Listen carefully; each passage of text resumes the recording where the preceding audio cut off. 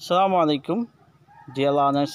তারা ইংরেজি শিখতে চান, ইংরেজি লার্নিং করতে চান, ইংরেজিকে আরও ভালোভাবে জানতে চান, তাদের জন্য আজকের কিছু টিপস। বেসিক্যালি ইংরেজি শেখার ক্ষেত্রে কিছু কাজ অবশ্যই আমাদেরকে করতে হয়। সেটা হচ্ছে আমরা অনেক সময় ডিমোটিভেটেড হয়ে যাই। এই ডিমোটিভেটেড হয়ে যাওয়ার পরে আমরা কীভাবে মোটিভেশন ফিরে আনবো। অর্থাৎ আমি ইংরেজি শিখতে আসছি, এখন আমি ডিমোটিভেটেড হয়ে গেছি, আমার এখন ইংরেজি আর শিখতে ভালো লাগতেছে না, আমি খুব ডিমোটিভেশন ফিল করছি। আমার মনে হচ্ছে যে okay it's not possible for me. যখন আপনি এই জিনিসটা মনে করবেন তখন আসলে ইংরেজি শেখা আর হবে না। তাহলে আপনার কী করা উচিত, মানে আপনি ইংরেজি শিখতে হলে কী করবেন? ওয়ান্স আপন এ টাইম আপনি ফেল করবেন। ইংরেজি শেখার ক্ষেত্রে যে তিনটা জিনিস বেসিক্যালি লার্নারদের জন্য কাজ করে। এক নম্বর হচ্ছে ডিমোটিভেশন, তারা ডিমোটিভেটেড হয়ে যায়। 3 নম্বর হচ্ছে ফিয়ার অফ মিস্টেক, মানে সে বলতে গিয়ে বরং চিন্তা করে যে যদি ভুল হয়। And third one excitation, it is working most, অর্থাৎ এক্সাইটেশন কাজ করে। এক্সাইটেশন বলা হয় ওটাকে, যে ধরেন আপনি উদ্বিগ্ন হয়ে যান একটা নতুন ভাষা শেখার জন্য। এই তিনটা জিনিস most probably the most student face, and irregularity also the another reason, but সেটা হচ্ছে practical method. I am not talking about this, okay. এখন এই তিনটা আপনি কীভাবে ওভারকাম করবেন, করে আপনি শিখবেন। আচ্ছা, প্রথম কথা হচ্ছে এই তিনটাকে ওভারকাম করতে হলে আপনাকে একটা জিনিস মাথায় রাখতে হবে, সেটা হচ্ছে কি রেগুলারিটি।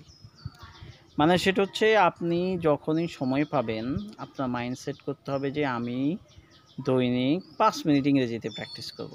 এটা একটা গুরুত্বপূর্ণ পার্ট আপনার ইংরেজি শেখার ক্ষেত্রে।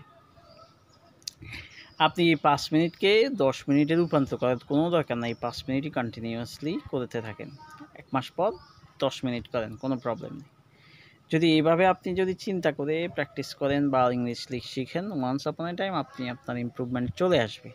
এবং এটা আসলে প্রুভেন যে আপনি আমার কথা যদি বলি, I also do same thing in my speaking session, and I believe this kind of thing will be happen for the learners and for the viewers and for the workers. Okay, এখন আপনি যাই শিখতে যান, ওকে, এই তিনটা জিনিস লাগবে। কি কি লাগবে? 1 নম্বর লাগবে হচ্ছে রেগুলারিটি, এটা আপনার লাগবে। আবার 2 নম্বর লাগবে হচ্ছে ওয়ে অফ প্র্যাকটিস, আপনি কোনভাবে প্র্যাকটিস করতেছেন, মানে আপনি যেভাবে প্র্যাকটিস করতেছেন এই প্র্যাকটিসটাও আপনার লাগবে, মানে আপনি কি সঠিক ওয়েতে প্র্যাকটিস করছেন নাকি ভুল ওয়েতে প্র্যাকটিস করছেন। আর 3 নম্বর হচ্ছে আপনার একজন মেন্টর লাগবে, মানে মেন্টর আপনাকে কি দেখাবে? মেন্টর আপনাকে জাস্ট দেখাবে আপনি কোন ওয়েতে প্র্যাকটিসটা করবেন। তাহলে ইংরেজি শেখার ক্ষেত্রে আপনার 3টা জিনিস লাগবে। একটা হচ্ছে মেন্টরস, উনি আপনাকে ওয়ে অফ প্র্যাকটিস, আর হচ্ছে রেগুলারিটি, অর্থাৎ আপনি যেই ওয়ে অফ প্র্যাকটিসটা করবেন, যেভাবে প্র্যাকটিস করবেন সেটা আপনাকে মেন্টর দেখাই দিবে। সো আপনি একটা মেন্টরের কাছে যাবেন, ওই অনুযায়ী আপনি রেগুলার ওয়াইজ প্র্যাকটিস করবেন। এখন প্র্যাকটিসের ভেতরে আর কিছু পার্ট আছে, সেটা কি? সেটা হচ্ছে এটা রেগুলারলি করা, তারপরে প্যাশেন্স থাকা, অল টাইম কন্টিনিউয়াস করা, অনেক সময় ধরে না করে অল্প অল্প করে অনেক সময় ধরে করা। এই কাজগুলো আসলে মূলত মেনটেন করতে হয়। এটা যে শুধু ইংরেজি লার্নিংয়ের ক্ষেত্রে করতে হয় বিষয়টা এমন না।